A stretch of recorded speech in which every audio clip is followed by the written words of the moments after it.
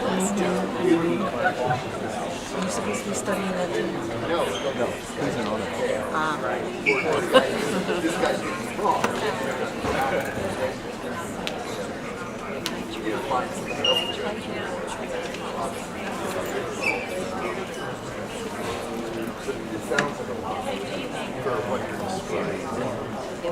Good evening. I'd like to welcome you guys to our college and career presentation here. Every fall we host this here at the high school. This year it is a combined North and Voorhees program, so thank you so much for coming. We're very lucky to have several college admissions counselors here this evening, along with Hunterdon County Polytech and several branches of the military. Those of you that are streaming or joining us online, if you could please mute your cameras and your microphones, please. Thank you. Okay, I'd like to introduce our panel this evening. Here, I'm going to start on the left. We have Kate Bertain from Columbia University, Jade Sable from Lafayette College, Josh Tahanaka from Arabian University, Susan Makowski from Rider University, Kevin Fay from the College of New Jersey, Greg DeSanctis from Raritan Valley Community College, along with the Honors College, Nicole Craven from Hunterdon County Polytech, and several branches of the military. I hope I get this right. Starting with the U.S. Army, we have Sergeant Connor Baldini, Lieutenant Hewitt. Next is the Marine Corps with Staff Sergeant Serta. And the Navy is represented with Petty Officer Kelly and Petty Officer Barbaro. And we round it out with Sergeant Vance from the National Guard. So we have a number of military here. We're fortunate to have reps from Voorhees High School and North Hunterdon High School, so we're going to speak a little bit about that as well. Okay, so we're kind of going to get started with just some questions that we have kind of prepared for them. We'll have a few minutes at the end to do some questions that you all may have. And then around 8 o'clock or so, we're going to break out into some 2 breakout sessions that are on those programs that you have. Very informative, and I encourage you guys to take advantage of that. Super helpful and lots of really great information. So as far as kind of getting started, there are 2 microphones, so we'll be taking turns passing things around. But I think a lot of times when I'm working with students who are preparing to go off to college, whether it's a 2-year school or a 4-year college, they kind of want to know what's most important. You know, should I be focusing on my SAT scores? Should I need to be focusing on activities? Is it my classes that I'm taking, the grades? So could anybody speak to kind of what are the key factors when kind of looking at college admissions?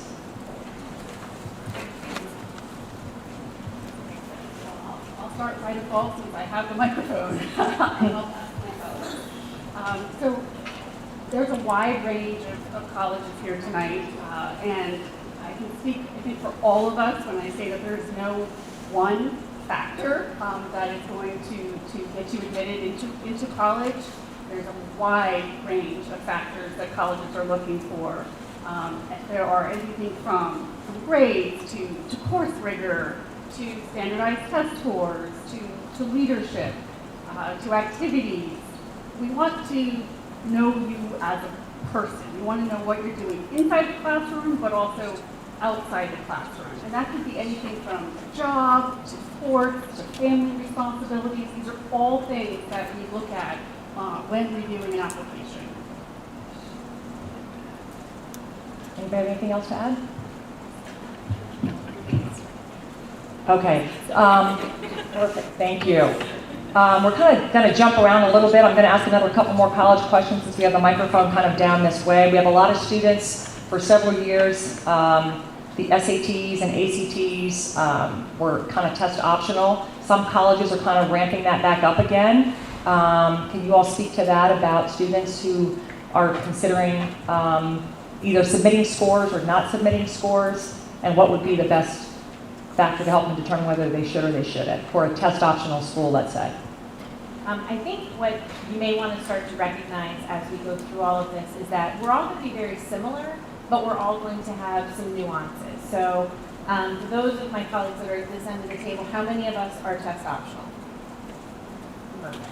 So So right there, you can see that we're all test optional. We are going to offer that. But what it works for at Ryder may be very different at TC&J, very different at Moravian, very different along the line. So I think first and foremost, you need to make sure that you're getting the right information about the school that you're researching, so that you don't make an assumption that just because at Ryder, freshman scholarships and admission can be test optional, or you can submit test scores. I'm going to look at you either way. It could be very different than any one of my colleagues.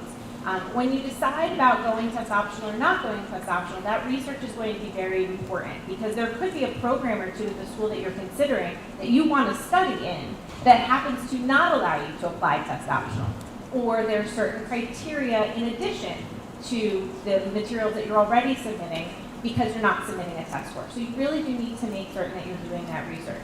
I think the other thing to note about going test optional or not going test optional is who are you and what are you most comfortable with? What's going to enhance your academic profile, right? So if you feel that submitting your transcript, and that's the view of you I'm going to see as a student, is what you want me to understand about you without your test scores, great. If you think your test scores, at least in my case, are going to enhance that academic profile, I'd love to see them. If you're not sure, that's when you contact the college, because that's what we're there to help you with.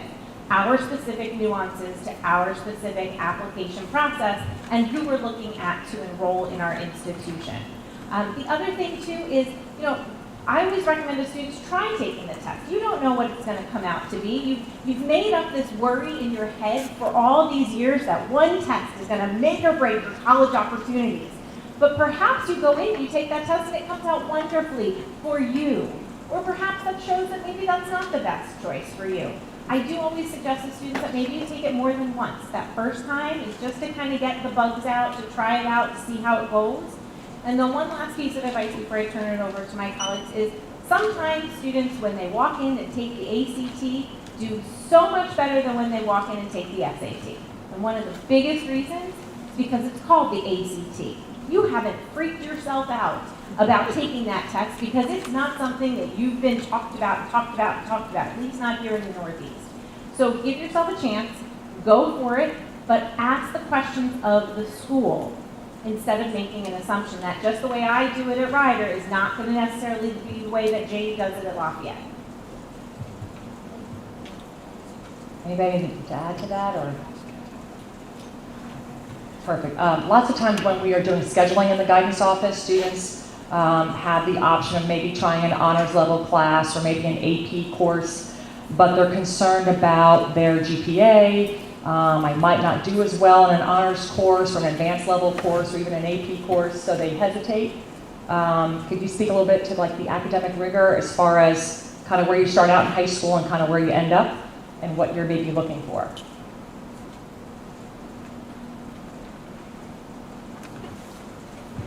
So in terms of your high school curriculum, we want to see that increase. We want to see that increased trajectory of where you're going to, can you hear me now? Okay.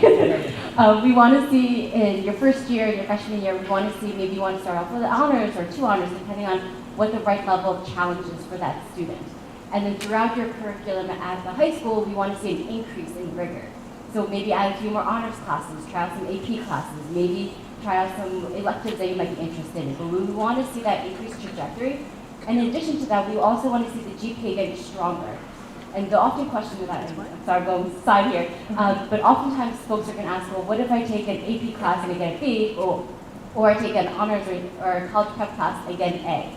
It's whatever is the right level of challenge for the student, but I would encourage the student to try that AP class, to try that little bit of challenge. Because you never know if that may be a class you might be interested in and that might actually spark an academic interest that you might want to pursue in college. Or maybe that's a class that you realize, you know what, this is not a subject matter I'm really interested in, now I know. But throughout your high school curriculum, we do want to see your rigor getting stronger every year. We do care about what you do in senior year, so you shouldn't be slacking off in your senior year thinking, oh, I did a really great job in junior year, I can take all college level prep courses and that's good in my senior year. But some of us on this panel do pay attention to your senior curriculum, and we do pay attention to your performance in your senior curriculum. Oh my gosh, in your senior curriculum, this is choking me up. So emotional. So just keep that in mind that we do want to see that strong trajectory. Perfect. Thank you. We have a number of students, though, that really aren't sure what they want to study when they go off to college. So the idea of committing to a four-year school sometimes seems daunting. Financially, making that commitment. So they decide, hey, maybe I'm going to try community college first for a couple of years, see kind of what I want to do, try some classes at the college level, and kind of get my feet wet before I make that jump. Greg, can you speak a little bit to that about the community college and the benefits of maybe starting with that sometimes, and maybe a little bit about the honors college as well? Sure. Can you hear me okay? So as Ms. Neiman said, community college, really, we are an open access institution, meaning any student can attempt any course. We offer a variety of general education courses for those students who really just want to dip their toe and maybe take a few select classes. We also offer over almost 100 different degree programs. So if you'd like to get your associate's degree first, because perhaps you're not ready to, whether it be for an academic preparation, social, whatever the case, if you're not maybe ready to go away to a four-year school immediately out of high school, knowing that you have your support system at home, you have classes that will transfer to pretty much any institution in the country, knowing that you have the ability to grow and figure some things out, then transfer out when you're ready, whether that be in a year or in 2 years once you have your associates, is definitely a wonderful benefit of community college, and obviously the affordability and cost and small class size, all those things are normally associated with a community college. But I think the ability to be able to transfer our courses to almost any institution that you go to, especially if you have certain ones in mind ahead of time, you can meet with our advisors and we can tailor a plan that aligns with the schools that you may be considering to ensure that you're not taking extraneous courses or feeling like you're wasting your time or treading water.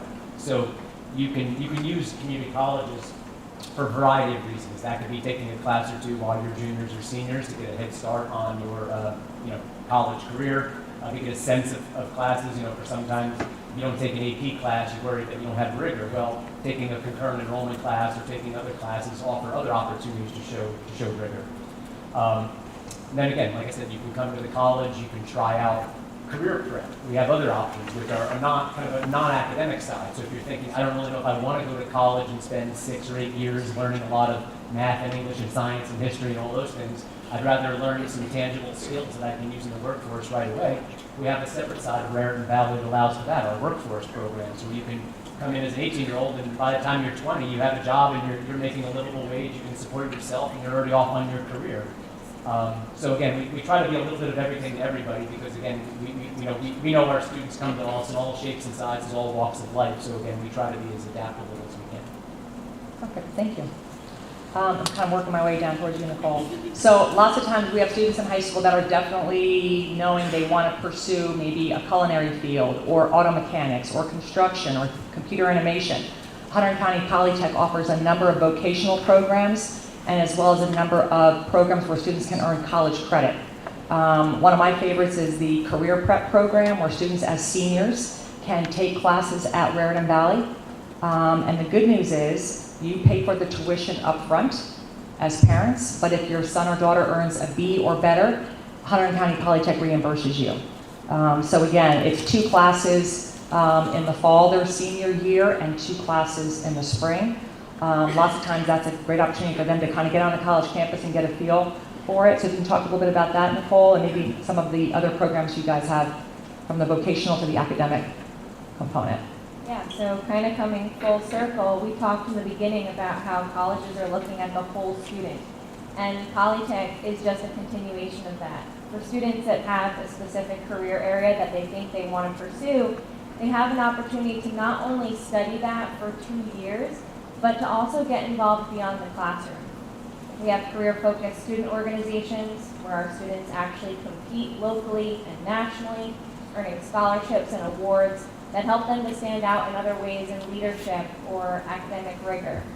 But the Career Prep program is a wonderful program for students who want to get a head start on those college classes, save some money, and go into college actually knowing a little bit in their background. So you can take 1 or 2 classes in the fall. You have to at least take 1. And then same thing in the spring, at least 1 or 2 classes. And as you mentioned before, you will get reimbursed for the cost of those credits once you successfully get that B or higher. The only catch is that you have to have your own transportation, but besides that, it's up to you to decide, are you going to take a hybrid course, you're going to be on campus all the time, virtual. It's a really good get your feet wet into college kind of class.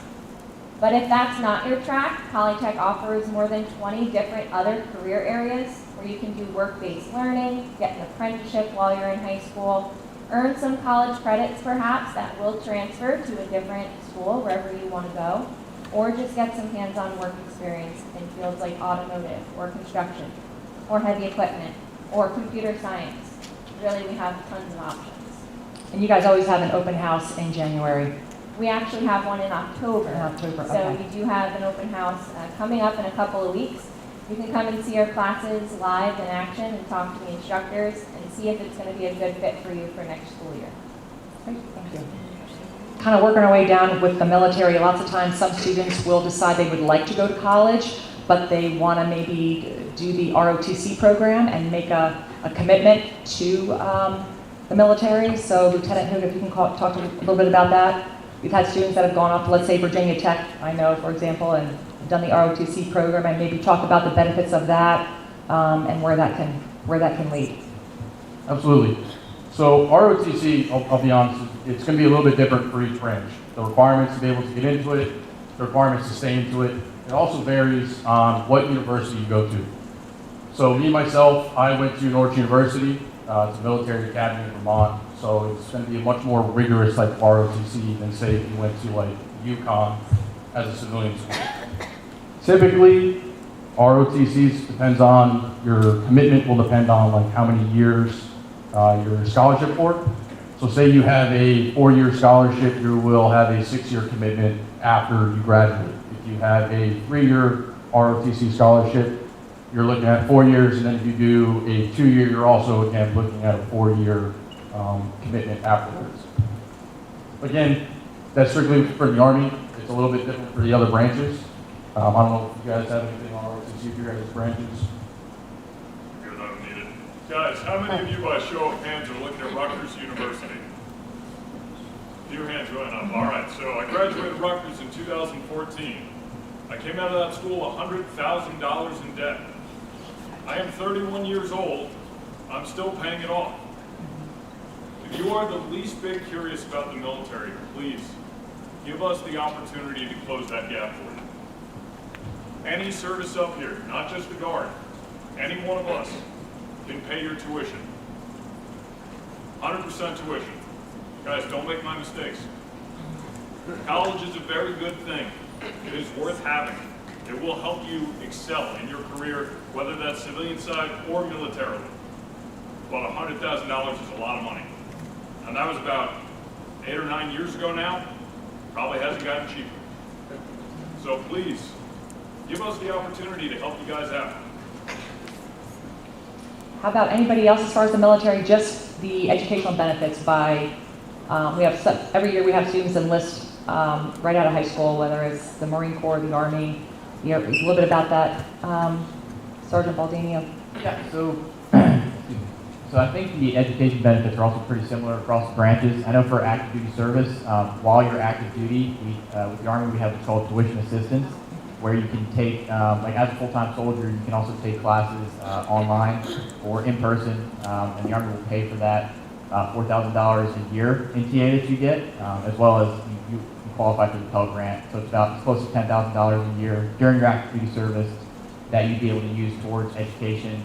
And then upon completion of your service, if you decide to get out of the military, you could use the GI Bill, which would, it's essentially a full ride to college. Like it'll pay for full tuition, you'll get a book stipend every semester. You'll also get a housing allowance based on the zip code that you're going to be going to school that will help you pay for rent.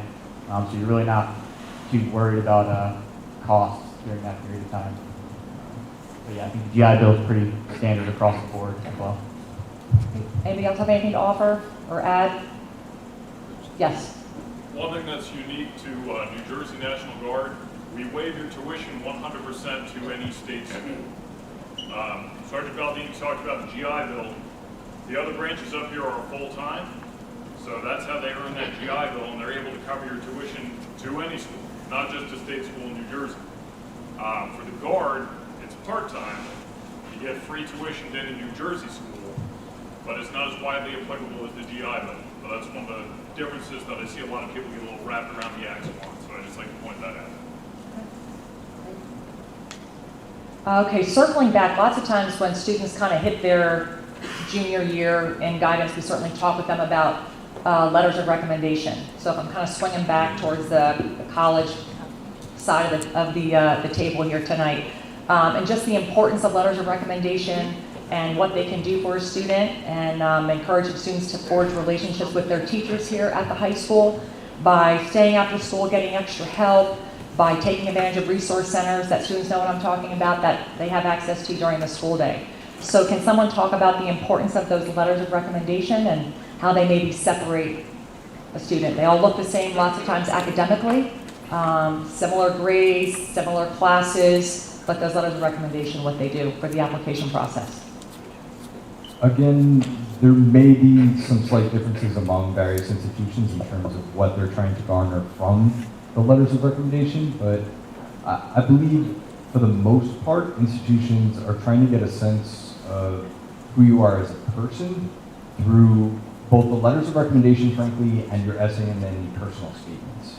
Because not every institution up here necessarily has the opportunity to conduct in-person interviews with all of their candidates. And without that, the vast majority of the information that we're taking into consideration throughout the application process is addressing really your academic profile and your potential for academic success at our institution. But especially throughout your undergraduate career, we're also really trying to build a community. So we want to know what kind of a community member you're going to be, and how will you impact your peers, and how will you contribute to the evolution of our campus culture. So oftentimes, your letters of recommendation and your essay, I'll say, really give us a window into who you are as a person. So I would generally recommend that you try to tap people and individuals who can really illustrate for us what kind of a person you are, so more of a character reference rather than an academic reference. That's not to say if you are not passionate about biology and you had a good relationship with your biology teacher that you shouldn't ask them for a rec letter. But I would discourage you from going to a teacher for a rec letter if the only reason you're going to that teacher is because you got an A in their class. If you never really personally connected with them, then odds are all they'll talk about in the rec letter is how you're a strong student, you did well in their class. But we all saw that on your transcript, and that told us nothing new about you. And to be honest, I think that's really a missed opportunity for students throughout the application process. So no pressure, well, pressure on the seniors in the room, but really you should have been thinking. If not, you really should be thinking right now about what people you want to ask to write those letters of recommendation. And please give them enough time to write a quality letter of recommendation. We can usually tell if you ask them 3 days before the deadline. And that's not helping your case. And that's really not fair to them. So really think about which individuals, potentially inside or outside of your school setting, can really paint that picture for us during the application review process. Anybody else want to add? When you think about who, can you hear me? Okay. When you think about who you should ask, consider maybe asking a teacher that you might have struggled in that class, or you've overcome a challenge, because that's a really great example of your character and how you can overcome challenge, how you were able to persevere through that, how you didn't give up, you were able to go to extra office hours or see them outside of classes. That really shows us who you are in terms of character without necessarily telling us, but through actions that we can actually see that happening. The other thing to keep in mind is that while most institutions don't have a limit on how many letters of recommendation you can submit, I would encourage roughly like 3 to 4 is a reasonable good amount. You'll have one from your guidance counselor, you'll have one from your teacher, and you could have another one from your teacher, or maybe another one from maybe a religious organization member, a boss, a mentor, a supervisor, another individual in your community. You can certainly have them speak on your behalf. Just keep in mind that these should be adult professionals within your community and not family members, not relatives, not your neighbors who've seen you grow up. I'm sure you folks are wonderful people, but that doesn't share us in terms of who you are as a student, who you are as a community member in a high school context or in an academic context. Okay, a number of students sometimes going off to college, they are academically ready based on their transcript and the courses that they've taken, but the emotional preparedness is something we don't really address as much as we can here at the high school. It's not until they get there.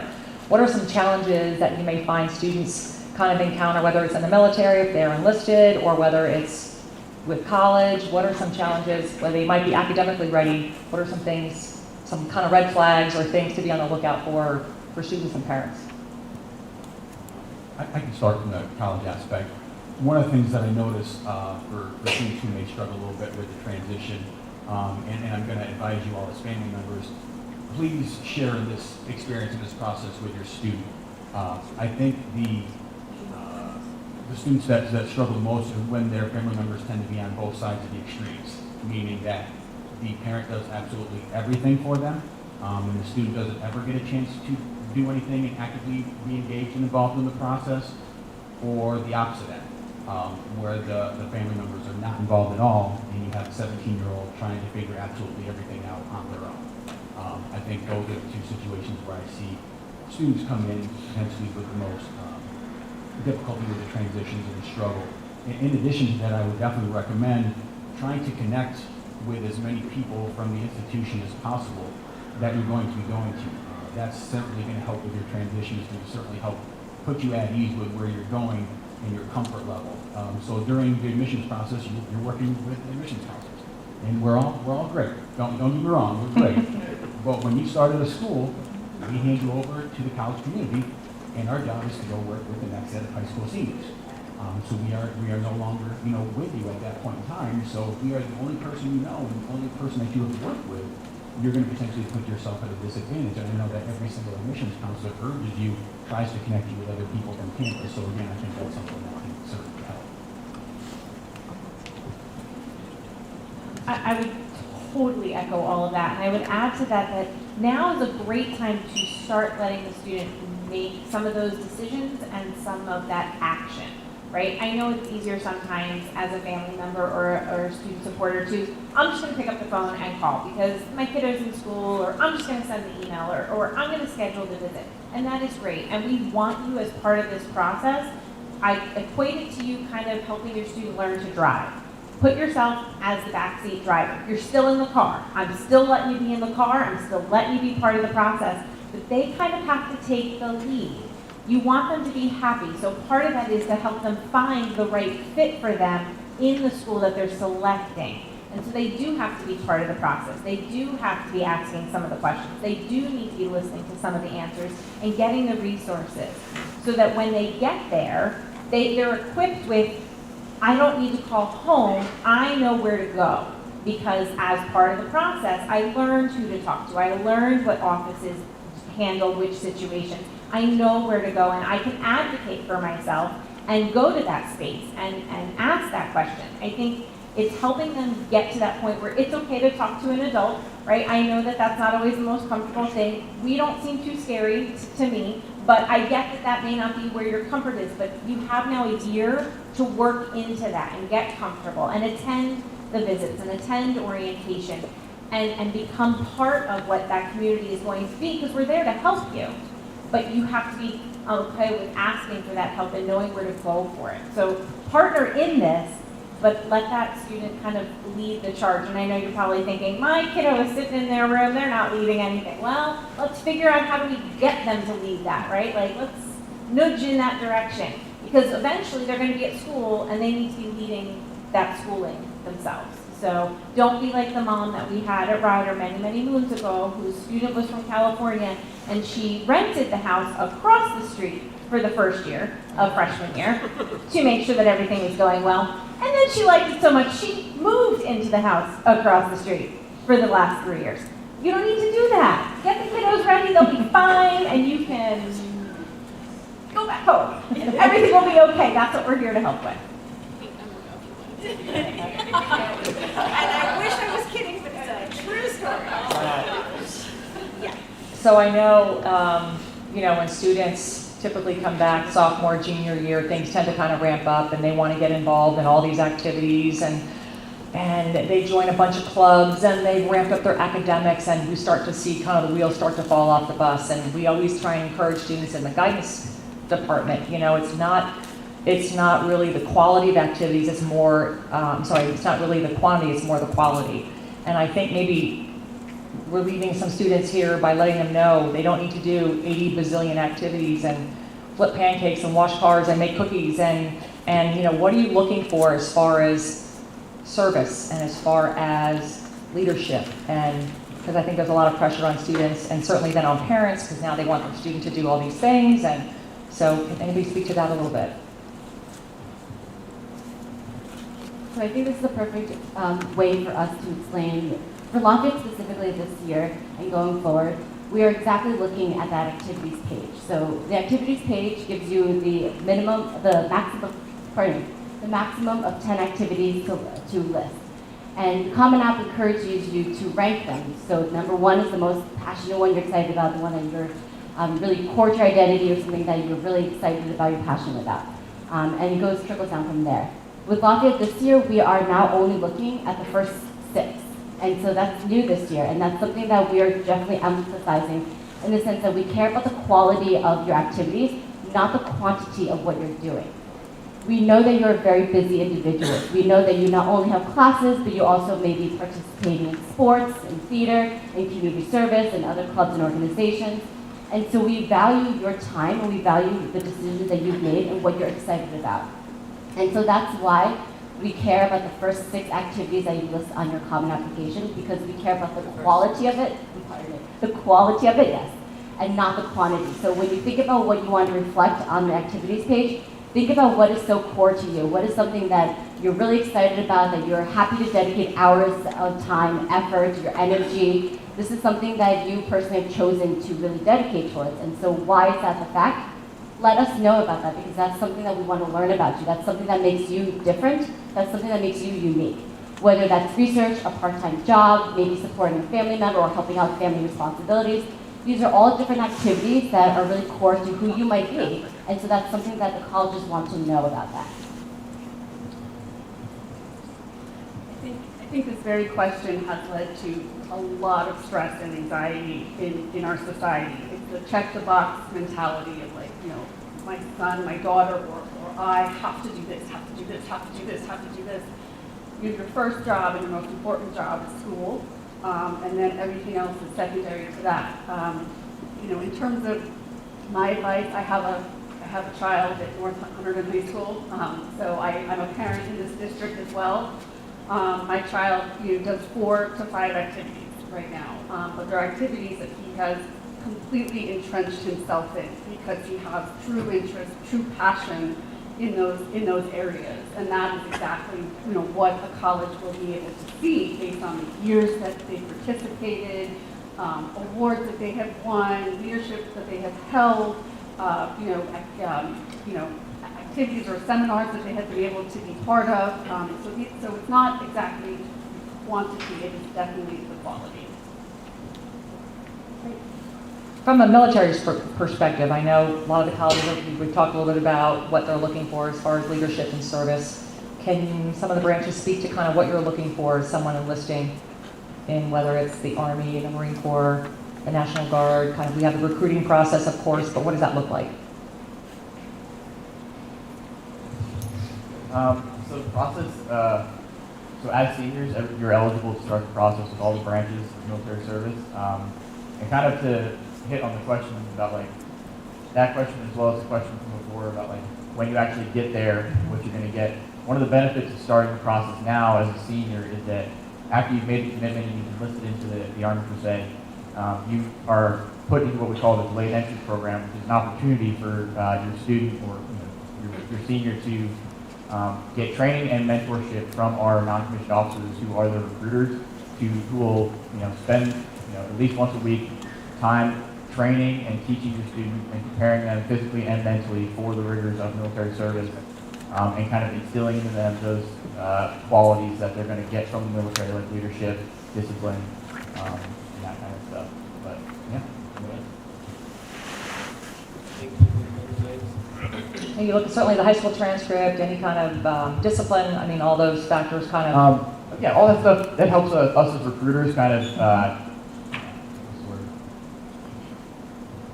it helps us kind of figure out what kind of field or job that the student might be more inclined to do. So that helps with it. But as far as like the application process, there isn't really much requirement we need because all the branches of service, we train, like once the student takes the job that they're going to do, we give them that training on what kind of, whether it's in medical field, in mechanics or engineering, all that kind of stuff, we provide them all that type of training. We don't expect them to have any prior to military service. Okay. Anybody else? Most important thing for you guys, because at this point, you don't have a college degree yet. Hopefully you are all progressing towards that. And when you're in the process of getting your degree or after you have it, you're eligible to be an officer. But as coming into a recruiter at 18, fresh out of high school, or 17, you're about to get out, you're looking to enlist, the single most important thing you can have is just the will to step into that office and say, I want to do this. And everywhere I go, and I know you guys all experience this too, everywhere we go, anytime it comes out you're in the military, 3 or 4 people around you, oh, I always thought about doing that. Oh, I wished I'd done that. Oh, I always thought about it. The only difference between a civilian and a soldier, or a civilian and a sailor or a Marine, is taking the time to go into the recruiter's office and say, I want to do this. I want to challenge myself. I want to work hard.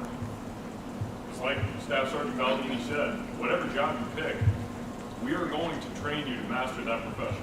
And you will be an expert. And everybody thinks, oh, I can never be in the military, can never do that. Guys, raise your hand if you know somebody who was in the military, a family member, a friend, maybe a fellow student, an upperclassman who graduated, and you see their pictures on Facebook, right? They get back from training, they got their dress uniform on. Are they superheroes? Or are they just normal people like you guys? And they just made the decision to step into that office and say, I want to do this.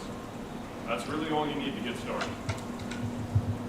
Can you speak a little bit to the kind of the physicality of it? I know there's, we have a lot of students that we'll see kind of